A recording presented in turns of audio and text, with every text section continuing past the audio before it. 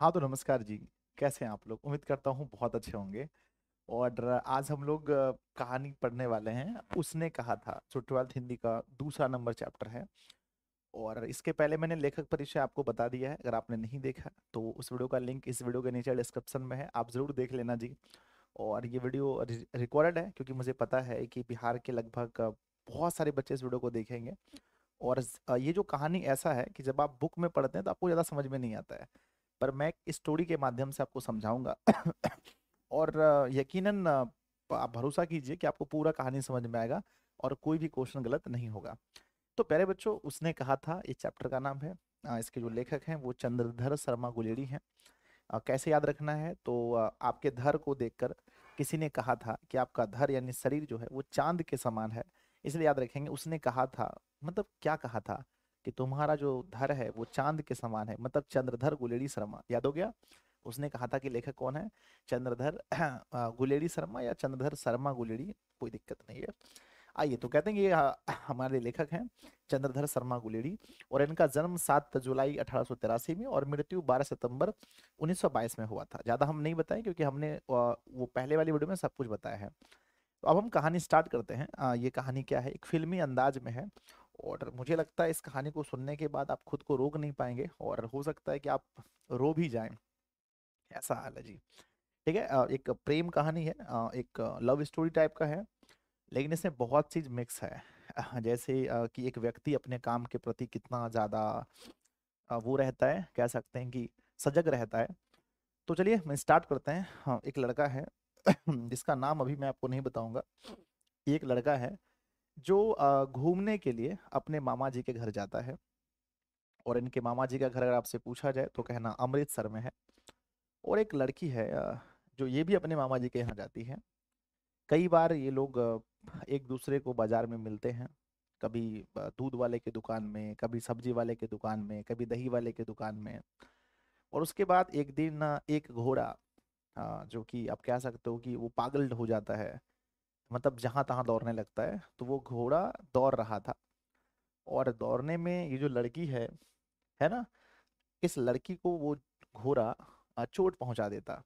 लेकिन तब तक में एक फिल्मी स्टाइल में बीच में लड़का आता है और खुद उस घोड़े के पैर से अपने शरीर को लगा लेता है, लेकिन इस लड़की को बचा लेता है। उस दिन से इस लड़की के सामने ये लड़का हीरो बन जाता है। और फिर लड़का उनसे पूछता है कि तेरी कुर्माई हो गई है? तो लड़की धत कह करके चले जाती है। और ये सिलसिला चलता रहता है। उसके बाद ये दोनों एक दूसरे से मिलते रहते हैं। और बार बार ये लड़का वही सवाल पूछता है कि तेरी कुर्माई हो गई? तो मत कुर्माई का मतलब आप समझिए मंगनी, यानी कि किसी के साथ विवाह लग जाना। ठीक है, जिस समय ये सब चलता रहता है उस समय लड़का जो है वो मात्र 12 साल का और लड़की मात्र 8 साल की रहती है जब ये दोनों ये बात करते हैं। ठीक है।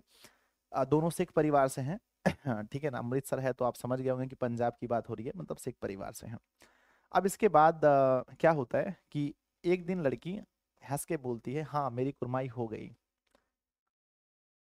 तो लड़का जो मतलब ये सोच रहा था, मतलब आप कह सकते हैं कि इसको वो छेड़ने की निगाह से उस टाइप का इसको बोल रहा था। और एक दिन लड़की ने बोली कि मेरी कुर्माई हो गई, मतलब मेरी सगाई हो गई है, मेरी मंगनी हो गई, जो भी बोल सकते हैं। ठीक है। तो सोचो लड़के पर क्या बीता होगा। लड़का बहुत क्रोधित हो गया, लड़का गुस्सा हो गया, लड़का का भाव एकदम जो था वो चेहरा का रंग उतर गया। और लड़का बहुत गुस्सा होकर के अपने घर जाने के क्रम में ना जाने क्या क्या हरकतें, उल्टा पुल्टा हरकतें, किसी को मार दिया, किसी से धक्का खा लिया कहीं बहुत कुछ इन्होंने किया। ठीक है। उसके बाद फिर इस लड़की का इस लड़के के साथ मिलन नहीं हुआ। ठीक है। बहुत दिनों के बाद जब ये लड़का फौज में भर्ती हुआ, जब ये लड़का है ना भर्ती हुआ, फौज में भर्ती हुआ। और फौज में भर्ती होकर के अ, जो 77 नंबर राइफल है ना, जो एक मतलब नंबर होता है, कहीं पर एक सूबेदार होते हैं और उसके अंदर बहुत सारे लोग काम करते हैं। ठीक है, जामेदार होते हैं, माफ करना, जामेदार है ना। तो लड़का क्या बना है ना, जामेदार बना। ठीक है ना, जामेदार बना। ये आर्मी में एक पोस्ट होता है जामादार का। तो ये लड़का आगे चलकर क्या बना, जामेदार बना। ठीक है। और वो जो राइफल्स का नंबर था इनके, वो जो टुकड़ी यानी सेना की टुकड़ी का जो नंबर था वो 77 था। कितना था? 77, याद रखिएगा। ये उनकी टुकड़ी का 77 था। और ये लड़का कहला लहना सिंह। क्या कहला? लहना सिंह। तो ये जो लड़का है वो आगे चलकर क्या कहलाया, लहना सिंह। ठीक है। हाँ, तो अब जब ये आर्मी ज्वाइन कर लिया और ये जमींदार बन गया, ठीक है, तो फिर इसके अंदर बहुत सारे लोग काम करते थे सेना में। तो एक बार क्या हुआ कि जमीन के पड़वी के सिलसिले में गांव आया। होता है ना कि आप अगर कहीं जॉब करते हैं फिर गांव भी आना होता है। तो लड़का जमीन के पड़वी के सिलसिले में गांव आया। गांव आने के बाद इनको फिर ऑफिस ऑफिस मतलब ऊपर से चिट्ठी आई कि चलो चलो जल्दी अब युद्ध में जाना है, युद्ध में जाना है। तो ये सुन करके जो इनके साथ में काम करने वाले थे लहना सिंह के साथ में हाजरा सिंह थे, लाना सिंह के साथ में हाजरा सिंह थे, हाजरा सिंह जो कि सूबेदार थे। क्या थे, सूबेदार थे। तो एग्जाम में आपसे पूछा जाएगा कि सूबेदार कौन थे, तो याद रखना कि सूबेदार कौन थे, लहना सिंह सूबेदार थे। ठीक है, सूबेदार थे। तो इन्होंने कहा कि ठीक है युद्ध में तो मुझे भी जाना है। तो रास्ते में इनका घर पड़ता था। एग्जाम में क्वेश्चन पूछा जाता है कि हाजरा सिंह का घर कहाँ पड़ता था, लहना सिंह के कहाँ पड़ता था। तो लहना सिंह के घर के रास्ते में हाजरा सिंह का घर पड़ता था। ठीक है। तो उन्होंने बोला कि युद्ध में चलेंगे। तो पहले यहाँ पर थोड़ा सा युद्ध के बारे में समझिए कि युद्ध क्या था, कि जर्मन लोगों के साथ लड़ना था, जर्मनी के लोगों के साथ में। जिस समय की यह कहानी है उस समय हमारा देश गुलाम था और हम लोग अंग्रेजों के लिए लड़ते थे। अंग्रेजों के लिए हम लोग लड़ते थे और किससे, जर्मनी देश से हमारी लड़ाई होने वाली थी। तो उस लड़ाई में जाने के लिए तो हाजरा सिंह ने कहा लहना सिंह से कि लड़ाई में अगर आप जाओगे तो आप इधर से होते हुए जाना, मतलब मेरे घर से होते हुए ही जाना। तो फिर ये वैसा ही किया और ये उसके घर से होते हुए ही गया। तो जब घर पर गए तो याद रखिएगा जब वो घर पर गए तो वो दोनों आपस में बातचीत करने लगे। तो बातचीत करने के बाद अ, इनने कहा, हाजरा सिंह ने कहा कि मेरी जो सूबेदारनी है, सूबेदार की पत्नी सूबेदारनी, डॉक्टर की पत्नी डॉक्टरनी, है ना ठीक है, मास्टर साहब की पत्नी मास्टरनी कहलाती है। ठीक है। तो उन्होंने कहा कि मेरी सूबेदारनी आपको जानती है, मेरी सूबेदारनी आपको जानती है। तो बोला कैसे जानती है, तो बोला जा करके बात कर लो। ठीक है। तो लहना सिंह गया उनके पास। लहना सिंह जैसे उनके पास गया तो ये जो सूबेदारनी थी, ये जो इनकी सूबेदारनी थी, ये कौन थी पता है आपको, इनकी जो सूबेदारनी थी जो हाजरा सिंह की पत्नी थी, वो लहना सिंह की बचपन की प्रेमिका थी। ताली हो जाए भाई साहब बचपन की प्रेमिका थी। और 8 साल यानी 25 वर्ष के बाद हम मैं बता रहा हूँ कि मतलब ये कहानी अब हो गई 25 साल बाद की। और 8 साल की उम्र में ये इन्होंने इन्होंने इन्हें देखा था, देखा था, नाम नहीं दिया, लहना सिंह को देखा था और इन्हें अभी तक याद था ये चीज। ठीक है। तो फिर आगे क्या हुआ समझिएगा ध्यान से। हाँ, तो आगे क्या होता है कि ये सूबेदारनी कहती है कि मैं आपको जानता हूँ और पहले ही नज़र में मैंने आपको पहचान लिया। तो लहना सिंह बहुत अचंभित हो गया, बोला कैसे, ना तो कभी हम आपके यहाँ आए हैं और ना ही कभी आप अपने पति के साथ वहाँ गए हैं, साइना वोना में कभी गए हैं। तो इन्होंने कहा याद कीजिए जब मैंने आपको धत बोला था, याद कीजिए अमृतसर, याद कीजिए जब आपने मुझे घोड़ा से बचाया था। ठीक है तो लहना सिंह को बस सब कुछ याद आ जाता है। और उसके बाद ये जो सूबेदारनी है वो उन्हें बताती है कि देखिए मेरे पति फौज में हैं, फौज में है और मेरा जो बेटा है, मेरा जो बेटा है जिसका नाम बोधा सिंह है, क्या नाम है, बोधा, है ना, बोधा सिंह, 1 साल पहले ही, 1 साल पहले ही बोधा सिंह भी फौज ज्वाइन किया है। ठीक है, फौज ज्वाइन किया है। और इसके बाद में मेरे 4 और बेटे हुए, पर उसमें कोई नहीं बचा। 4 बच्चे और हुए, बेटे हुए, उनमें से कोई नहीं बचा, एकमात्र बोधा सिंह ही मेरा लड़का है। ठीक है। और मुझे बहुत डर लग रहा है, ये युद्ध में जा रहा है, मुझे बहुत डर लग रहा है और ऐसी कोई फैसिलिटी नहीं है सरकार की कि मैं भी उनके साथ चलूं। ठीक है। तो मैं आपसे उनके जान की मतलब भीख मांगती हूँ, ऐसे करके आंचल फैला दिया और बोला कि मैं भीख मांगती हूँ कि जिस तरह से उस दिन आपने मुझे उस घोड़े से बचाया था, उसी तरह से आप मेरे पति हाजरा सिंह को और मेरे बेटे बोधा सिंह की रक्षा करेंगे। इसकी आप मुझे मतलब क्या कहते हैं, एक वादा कीजिए मुझसे कि आप इन दोनों की रक्षा करेंगे। अब सोचो जी, आज के जमाने में कोई ऐसा नहीं होता है, लेकिन लहना सिंह उस समय, अब आप मन में सवाल आएगा कि सर लहना सिंह का विवाह नहीं हुआ था क्या। नहीं, लहना सिंह ने शादी नहीं की थी, विवाह नहीं हुआ था। ठीक है। तो लहना सिंह ने वादा किया कि हाँ मैं तुम्हें वादा करता हूँ कि युद्ध में मेरे साथ जब रहेंगे हाजरा सिंह और बोधा सिंह, तो मैं अपने जान पर खेलकर मैं इनकी रक्षा करूंगा। चलिए अब चलते हैं युद्ध में। हाँ, तो अब युद्ध में चलते हैं। युद्ध में जब वहां गए तो युद्ध होने होने वाला था किसके साथ? जर्मन लोगों के साथ युद्ध होने वाला था। तो जब वहां युद्ध में गए तो युद्ध में क्या हुआ कि जब दोनों के बीच में युद्ध हुआ, बीच में बहुत लंबी कहानी है पर उतना क्वेश्चन नहीं आता है। बीच में जब दोनों में युद्ध हुआ दोनों में जर्मनी ना जर्मन के लोगों में और कहाँ के, भारत देश के लोगों में ना, भारत के जो थे लोगों में जब युद्ध हुआ इन दोनों के बीच में, तो उनकी संख्या कितनी थी ये मैं आपको एक बार है ना बता देता हूँ। कि लगभग जो थी उनकी संख्या, उसकी संख्या जो थी है ना, लगभग 70 में थी, है ना। लगभग वो 70 थे और ये लोग बहुत कम थे। ठीक है ना, लगभग 70 थे, है ना। लगभग जर्मनी के 70 लोग थे और इनकी संख्या बहुत कम थी। और ये लोग कहते थे कि एक सिख जो है वो 1.25 लाख लोगों, मतलब कि लोगों पर भारी पड़ सकता है, इनका ऐसा मानना था। और इस लड़ाई में अगर हम देखें, अगर इस लड़ाई में देखें तो नहीं, 8 सिख थे ना। एक मतलब जब जब एक समय लड़ाई हुई थी दोनों में, तो जब जब ये लोग 70 थे तो उस समय सिख मात्र 8 थे, और भी सिख थे लेकिन वो दूर दूर में थे। जब मेन लड़ाई हो रही थी तो 70 वो थे और 8 ये थे, दोनों में लड़ाई हो रही थी, बहुत खतरनाक। ठीक है, उसमें अगर हम देखें तो इस लड़ाई में टोटल मिला करके 15 सिख मारे गए थे, है ना। 15 सिख मारे गए थे, कितने? 15 सिख मारे गए थे। अब बोलोगे सर 8 थे तो 15 कैसे मरे? मतलब अलग अलग जगह थे, अलग अलग जगह बट करके थे। तो टोटल 15 सिख इस लड़ाई में मारे गए थे और जर्मन के तो बहुत लोग मारे गए थे युद्ध में। ठीक है ना। इसमें क्या हुआ था कि जो बोधा सिंह था वो उस समय बहुत बीमार था। युद्ध के समय बोधा सिंह क्या था, जल्दी बताओ। बोधा सिंह बहुत बीमार था। और बोधा सिंह मतलब कौन? सूबेदारनी की बेटा, सूबेदारनी का बेटा बहुत बीमार था। ठीक है। तो जब ये बीमार था, जब इसे सर्दी होती थी, जुकाम होता था, तो लहना सिंह अपना कंबल इन्हें उड़ा देता था। अब आप पूछोगे क्यों सर, ऐसा क्यों करता था? क्योंकि आपको पता है इन्होंने उसकी रक्षा के लिए, जीवन भर की रक्षा के लिए उन्होंने उसे वचन दिया था कि मैं इसे सुरक्षित रखूंगा। ठीक है। लड़ाई में क्या होता है, अगर हम लड़ाई की बात करें तो जब दोनों में लड़ाई होता है, ठीक है, जब दोनों में लड़ाई होता है यानी कि इसमें जर्मन लोगों में और भारतीय लोगों में, तो बहुत सारे, ध्यान रखना, बहुत सारे भारतीय घायल होते हैं और जर्मन के लोग घायल होते हैं। तो उस घायल को लेने के लिए युद्ध में जीत किसकी होती है? तो जीत होती है भारतीयों की, जो भारतीय सेना थी इनकी जीत होती है। और इसमें घायल हो जाते हैं। लहना सिंह का, है ना, लहना सिंह के जांघ में गोली लग जाता है।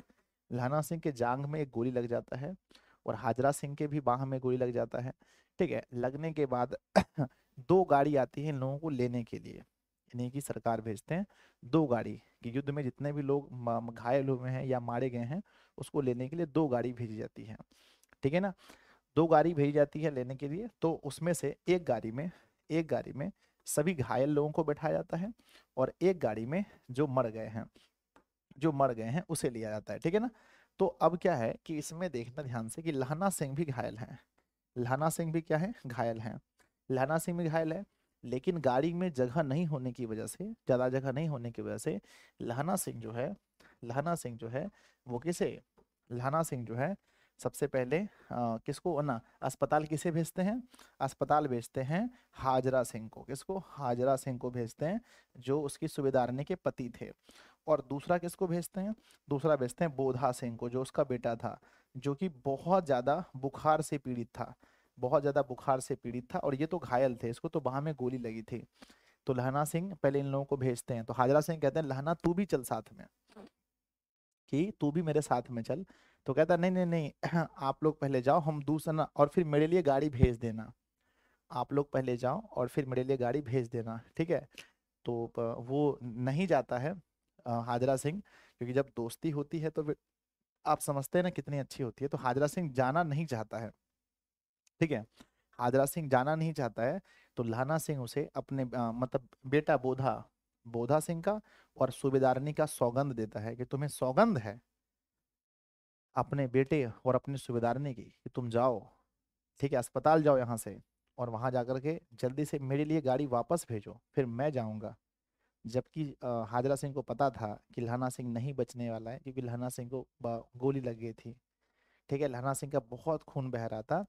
फिर भी लहना सिंह कहता है मैं खड़ा हूँ, मैं खड़ा हूँ, मुझे कुछ नहीं हुआ है, आप लोग पहले जाओ फिर मेरे लिए गाड़ी भेज देना। और जैसे ही जैसे ही वहां से गाड़ी खुलती है, जैसे ही वहां से गाड़ी खुलती है, तो एक और किरदार है जिसका नाम है बजीरा सिंह, है ना? क्या नाम है? बजीरा सिंह है। ठीक है। तो क्या नाम है? बजीरा सिंह। और जैसे ही वहां से गाड़ी खुलती है, और खुलने के बाद लहना सिंह धड़ाम से गिर जाते हैं। ठीक है। और बजीरा सिंह की गोद पर, किस पे है ना, बजीरा सिंह की गोद पर। तो एग्जाम में पूछा भी जाता है कि लहना सिंह किसकी गोद पर लहना सिंह की मृत्यु हुई थी, तो बजीरा सिंह की गोद पर, है ना? और क्या कहता है, इसके पहले थोड़ा सा मैं और बताता हूँ। लहना सिंह कहता है कि जब तुम चिट्ठी लिखो, जब तुम चिट्ठी लिखो सूबेदारनी को, तो मेरा नमस्कार कहना। तो मेरा क्या कहना? नमस्कार कहना। कौन कहता है? लहना सिंह कहता है कि जब तुम चिट्ठी लिखो सूबेदारनी को, तो मेरा नमस्कार कहना। तो इसमें हाजरा सिंह कहता है कि तूने मेरा और बोधा का जान बचाया है। दोनों के लिए गोली खा लेते हैं, बोधा सिंह के लिए गोली खाते थे ये। तो कहते हैं कि तूने मेरा और बोधा सिंह का जान बचाया है, साथ चलेंगे हम लोग, और जो बोलना है अपनी सूबेदारनी को कह देना। जो कहना है अपनी सूबेदारनी को कह देना, सुनो, अपनी सूबेदारनी को कह देना। लहरा सिंह कहते हैं कि सूबेदारनी को ये कहना कि जो सूबेदारनी ने वचन दिया था उसे मैंने पूरा किया है। जो सूबेदारनी ने वचन दिया था उसे लहना सिंह ने पूरा किया है, ऐसा कह देना। तो हाजरा सिंह कहते हैं कि खुद जा करके सूबेदारनी को बता देना कौन सा वचन दिया था और कौन से वचन को तूने पूरा किया। ठीक है। तो बच्चों, यही हमारी कहानी थी, छोटी सी कहानी। आप लोगों को कैसी लगी मुझे जरूर बताना। जितने भी ऑब्जेक्टिव क्वेश्चन हैं सारे क्वेश्चन बन जाएंगे। जैसे ये पूछा जाता है कि तेरी कुरमाई हो गई है क्या, ऐसा किसने कहा था? तो आंसर लहना सिंह ने। लड़की ने क्या कहते हुए लड़की क्या कहते हुए मुस्कुराकर भाग गई, तो कहना धत, उन्होंने धत कहा था। पूछा जाएगा कि जब अमृतसर में दोनों मिले थे तो उस समय लहना सिंह की उम्र कितनी थी? 12 वर्ष। लड़की की उम्र कितनी थी? लड़की की उम्र 8 वर्ष थी। लहना सिंह अमृतसर किसके घर गए थे? तो कहना मामा के यहाँ। लहना सिंह क्या थे? तो जामेदार थे। हाजरा सिंह क्या थे? सूबेदार थे। हाजरा सिंह के बेटे का नाम क्या था? बोधा सिंह। सूबेदारनी के कितने लड़के थे? तो ऐसे तो एक ही थे, 4 हुए, बाद में वो मर गए। ठीक है ना? जमींदार किस मतलब कि हाँ, किस बटा मतलब कि कह सकते हैं कि वो जमींदार किसका था? तो 77 नंबर राइफल्स का, 77 नंबर राइफल्स उसका नाम था, पूरी टीम का, उसके ये जमींदार थे। युद्ध किनके साथ हो रहा था? तो जर्मन के साथ। किसके साथ? जर्मन के साथ युद्ध हो रहा था। जितने भी क्वेश्चन बनेंगे, अगर कुछ छूट भी गया होगा तो आप आराम से बना दोगे। अगर पूछा जाए कि हाजरा सिंह का घर कहाँ था, तो बोधा सिंह के घर के सॉरी, लहना सिंह के घर के रास्ते में ही इनका घर पड़ता था। ठीक है ना? कोई क्वेश्चन नहीं छूटेगा, इसके नेक्स्ट वीडियो में हम आपको क्वेश्चन करा देंगे। मुझे लगता है कोई भी क्वेश्चन नहीं छूटेगा। याद रखना कि कितने सीख मारे गए थे, तो 15 सीख मारे गए थे। ठीक है, कुछ कुछ और क्वेश्चन है, इसे मैं आपको बता देता हूँ। हाँ। लहना सिंह क्या करते थे, अपना जो कोट है वो किसको पहना देते थे? तो बोधा सिंह को पहना देते थे। ठीक है ना? कहते हैं कि एक अकालिया सिख कितनों के बराबर होता है? तो 1.25 लाख के बराबर होता है। ठीक है। जर्मनी वाले पंडित ऐसे मतलब कि बड़े बुजुर्ग कहानी सुनाते हैं कि जर्मनी के जो पंडित हैं वो पढ़कर वेद पढ़कर जर्मनी के जो पंडित हैं वो वेद पढ़कर विमान चलाना सीख गए हैं। क्या चलाना सीख गए हैं? विमान चलाना। एग्जाम में पूछा जाएगा कि जर्मन पंडित वेद पढ़कर क्या सीख गए हैं, तो कहना विमान चलाना। क्या कहना? विमान चलाना। ठीक है। अगला आता है कि लहना सिंह की गोली कहाँ लगी थी, तो कहना जांग पर लगी थी। नेक्स्ट आता है कि कितने जर्मनी सैनिक चिल्लाकर खाई में गिर गए, खाई में आ गए युद्ध करने के लिए, कितने जर्मनी सैनिक? तो कहना 70। कितने कहना? 70। कितने सिख थे उस समय? उस खाई में सिख कितने थे? 8 सिख थे, है ना? और जर्मनी के जो लोग थे, जो जर्मनी मतलब जर्मन के लोग मारे जा रहे थे, उसी के ऊपर चढ़ चढ़ के आगे जा रहे थे। तो एग्जाम में पूछा जाएगा कि जर्मन भाई किसके मुर्दे पर चढ़कर आगे बढ़ रहे थे। तो जर्मनी के जो सैनिक थे वो किसके मुर्दे पर चढ़कर आगे बढ़ रहे थे। तो जर्मनी के लोगों पर, मतलब जर्मन भाई के मुर्दे पर ही चढ़कर आगे बढ़ रहे थे। ठीक है ना। और